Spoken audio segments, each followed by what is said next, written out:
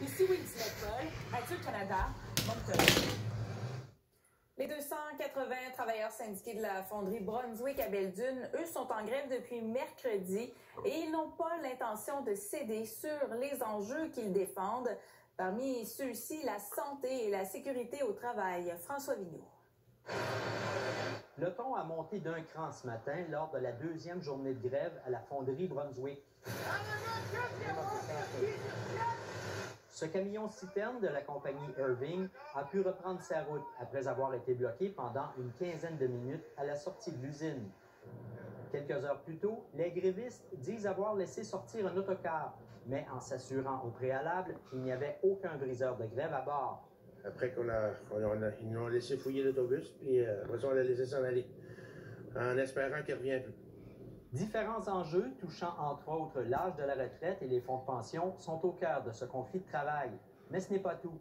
La compagnie Glencore souhaiterait modifier les tâches du représentant syndical et celles du représentant de la santé et de la sécurité au travail pour que leurs fonctions ne soient plus à temps plein. Ce que déplore le syndicat, qui estime que la compagnie ne peut éliminer, ne serait-ce qu'en partie, ses postes clés. They don't need to eliminate the union president's position. They definitely don't need to eliminate health and safety. Honnêtement, très déçu, très déçu. Ces travailleurs ne peuvent concevoir que les employés n'aient pas accès en tout temps dans une fonderie à un conseiller sur la santé et la sécurité. Je dis pas que ça peut pas marcher avec d'autres industries, mais celle-ci, il y a beaucoup de dangers. C'est une vieille industrie. Il faut qu'on fasse attention. J'ai 2 enfants à la maison. Je veux retourner chez nous. Pour nous autres, c'est important, mais pour les autres, je ne vois pas qu'est-ce que ça les dérange. La représentation du syndical puis la sécurité au travail. Ce n'est pas négociable. Pas question de mettre la vie des travailleurs en danger, ajoute ce représentant syndical. We're not going to allow this company to walk all over people and put their lives in danger. It's not going to happen.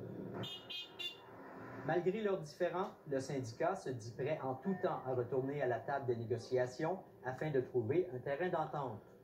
Ici François Vigneault, Radio-Canada, Belle-Dune. Le chef libéral et ex-premier ministre de l'île